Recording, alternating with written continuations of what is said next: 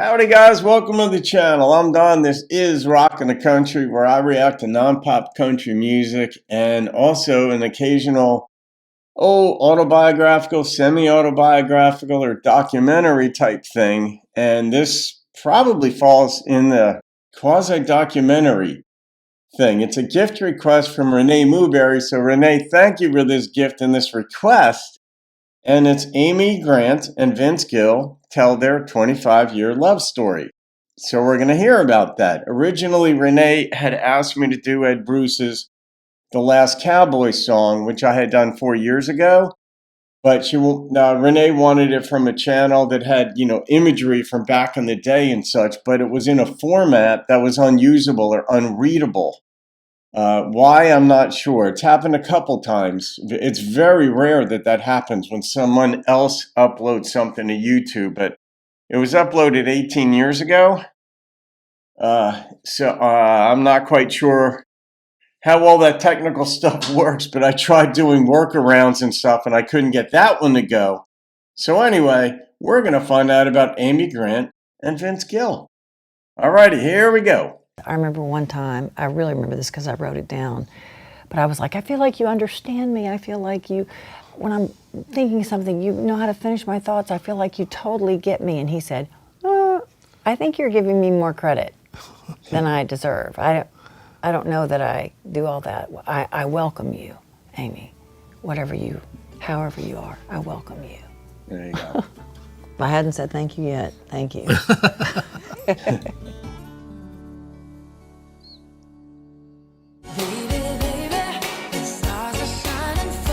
I love their music. I heard her singing on the radio, and I think I was driving down on 8th Avenue, and I just pulled the car over and I said, that voice is so interesting. I never had met Amy, and I'd heard all these just wonderful, wonderful things. You know, anytime her name would come up in conversation. One of my best friends, Rick Bird, was the basketball coach at Belmont University. He would always tout his fondness for Amy and said you'd really like her, and he was crazy about her, as everybody is when you finally meet her. It's a given that, people are taken when they meet her. She's got that kind of spirit about her that is real captivating. A friend of mine, she had stopped off at the Green Hills Mall, and Haynes was having a special. You get 2 or 3 t-shirts and a free Vince Gill CD. And she stopped off and said, hey, I really just wanted the t-shirts. I'm gonna leave you this record. That was I Still Believe in You. I still believe in you.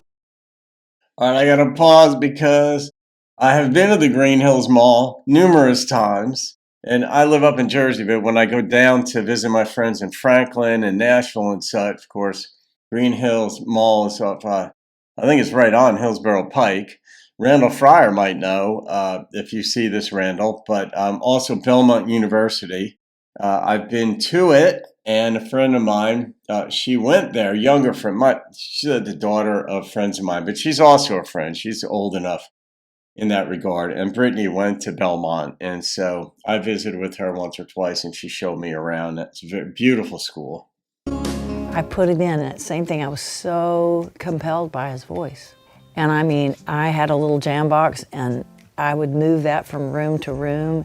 And then shortly after that, it was within that same year that I guess our managers were talking to each other and trying. I needed a guest for something local. He needed a guest for a TV show. And they were like, hey, let's just get them to play on each other's stuff. Vince was hosting this lovely TV show, Symphony Orchestra, and I just walked into the rehearsal space, and Vince came over and put his arm around and said, hey, unknit that brow, it's gonna be okay. It's gonna be okay.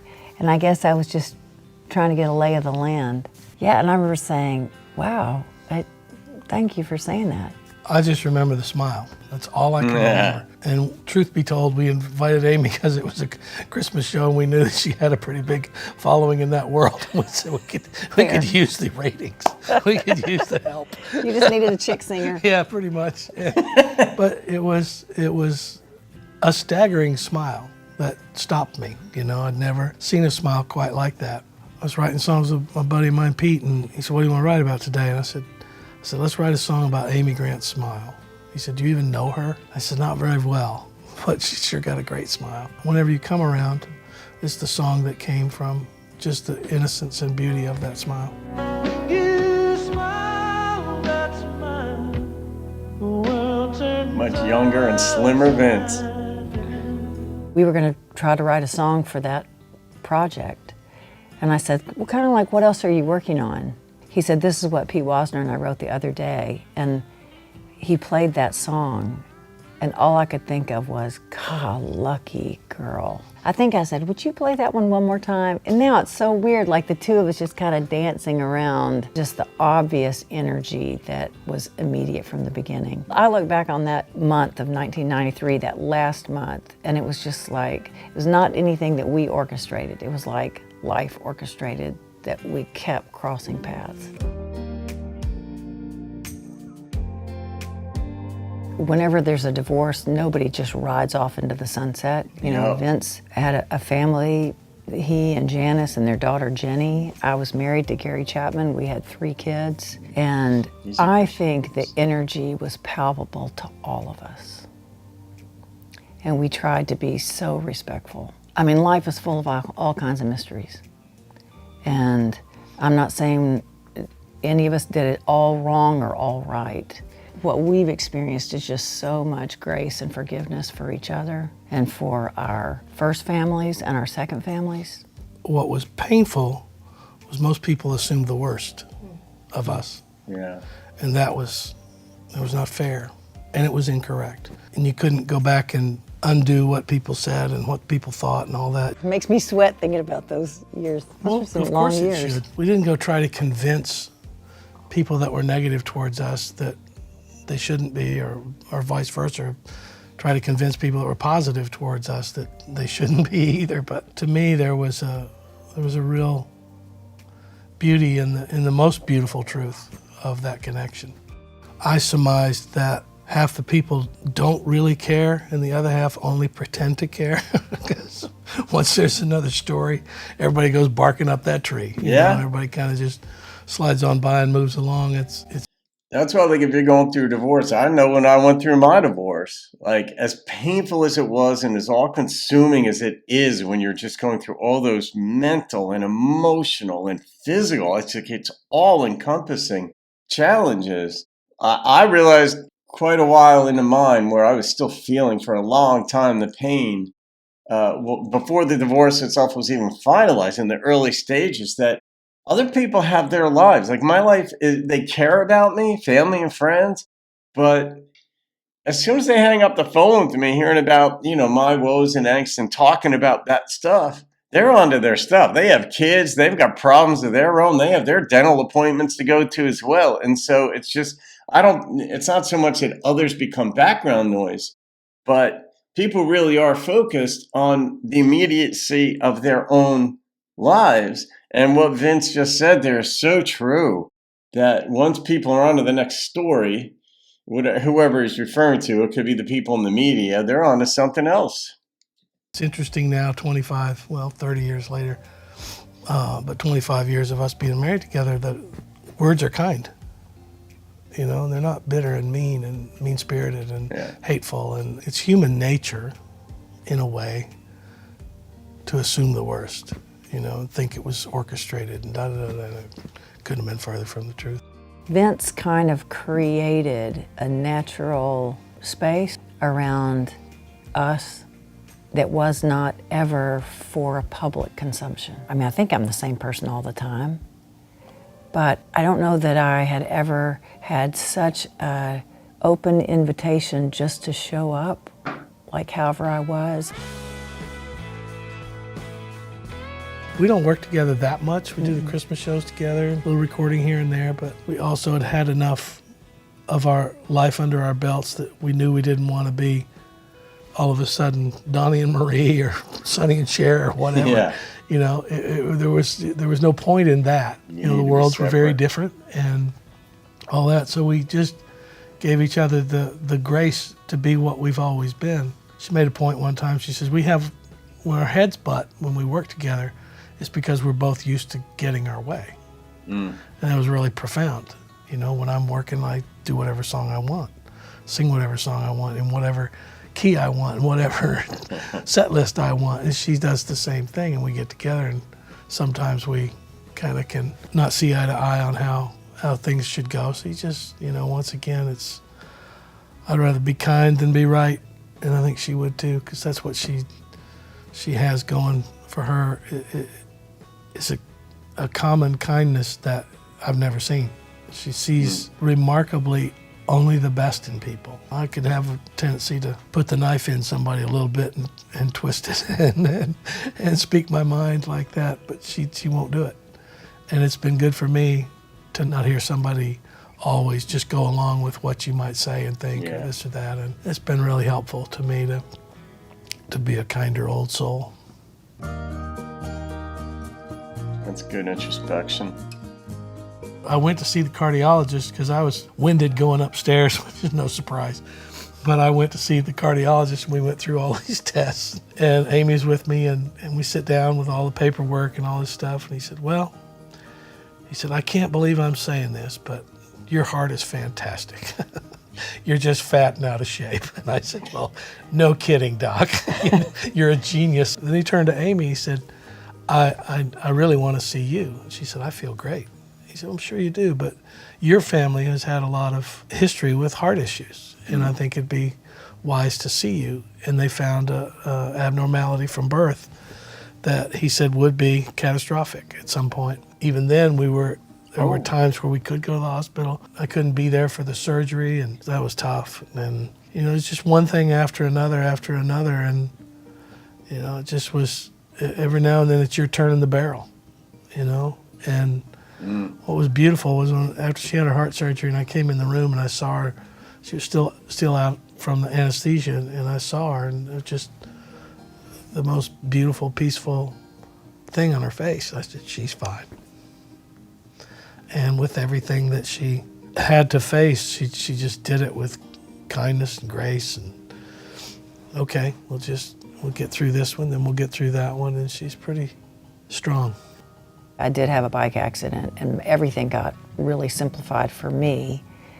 And some things have stayed simple. Our whole family, for various and sundry reasons, but that also was in therapy. And just going, how do I reprioritize and be here for my family? I never remember a time in life where it felt so important to see family, to hug family, to hear a voice. And I've always loved my kids, but I've always also worked so hard. And to me, that the gift of recovering 2 years ago, it's been kind of a slow recovery, is the chance that everything had to simplify.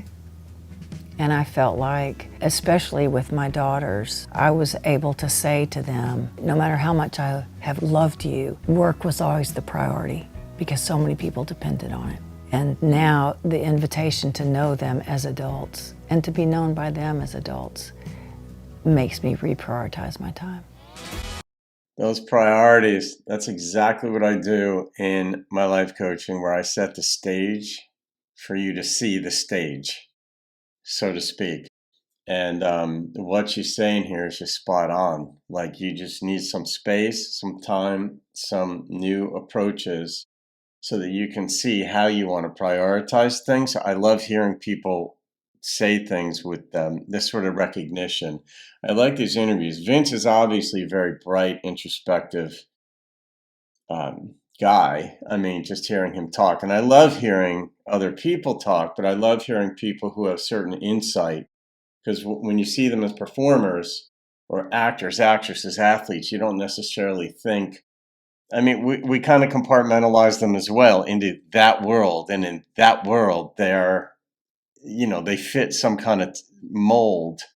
But then when you see people with this broad-ranging intelligence and understanding, emotional, intellectual, however you want to categorize it, this ability to put life into words, it doesn't make it easy, but it makes it easier, because if you don't have the language, if you don't have the concepts available to you in your mind and what you even want to address, You can't prioritize or reprioritize them. But frequently, you just need permission to do it. Just a reminder to take a look at a few other things. Let's look at it this way. What if you stopped doing that as much? What if you started doing this little more? Or what really drives you? That's a big thing. I'll continue this after I say this, but in therapy, therapists or counselors generally they're very good. They're trained to be good listeners. And one of the things they're listening for is the things that you tend to return to as you're explaining what's bothering you about life or about your spouse or about whatever circumstance that's caused you to make the appointment to speak with the therapist once or 10 times or whatever your deal is. They're just listening to see what it is that you return to, because people always return to what they value the most. Without even being consciously aware of it, they will return to that thing, and a trained therapist will pick up on what is most important. It might be peacefulness. It might be being heard. It could be being acknowledged. It could be being given more freedom to do certain things on your own. Whatever it may be, whatever is bothering you at your core, whether you've identified it or not, formally, you will keep returning to it. And a good therapist or a good life coach, in my case, will recognize those sorts of things. And they're talking about it here. I totally get golden years. This time feels magical. That's fantastic. I love that stuff. That's right in my wheelhouse, Renee. I'm actually glad that we shifted gears and went to this. These personal dynamics I love taking a look at, not because it's voyeuristic, but because it brings up, broadened perspectives of life. And, we all deal with different things, but as far as like the retirement age, even that she talked about, I never saw myself retiring, not because I never saw myself not being able to do it, but because I never wanted it. I've said this many, many, many, many times. I didn't want to take what I'd learned along life's path and walk onto a golf course and not give it to anybody. And younger folks will listen. They do want to hear what you have to say, whether it resonates immediately or not, but they do want to hear what you have to say as long as you have some way of making it relevant to their lives. And there are certain aspects to the human dynamic, regardless of what generation you grow up on. Human beings have been human beings for millennia, let's put it that way, and possibly longer. But the way in which we process things, the issues that come up for us, our own mortality, getting along with our significant others, getting along with our children, our parents, our friends, community, finding purpose and meaning to life, those things are all common no matter where you're born and in what time frame. And if you have something relevant to share, this is for me, I've always seen me wanting to give that to younger folks because I know I didn't really have that. I had a few people in my life who gave me some, but I had to figure a lot out on my own. And I did in a lot of ways. And there are missing parts. We all have missing parts to us in life, things that that could have been done better, more completely, or what have you. But by and large, you take what you got and you run with it. And then when I see Amy and Vince here talking about their lives and how they process it, and like even that little bit where Vince said, I'm used to getting what I want because he's at the top of his game. Amy's at the top of her game. So they're both used to getting what they want when they're going into the studio or they're going on stage or whatever. And then they can conflict because that's their mindset. That's their effortless approach. It's very efficient. They know what they want when they're by themselves doing their work, and they can get a lot done that sort of emanates from within them. But then they conflict with one another. And I know that. I absolutely know how that works because I had been in business with my ex-wife, and I know how we butted heads. And, hey, that's just kind of goes with the territory. But then you learn down the road. Don't put yourself in that situation again.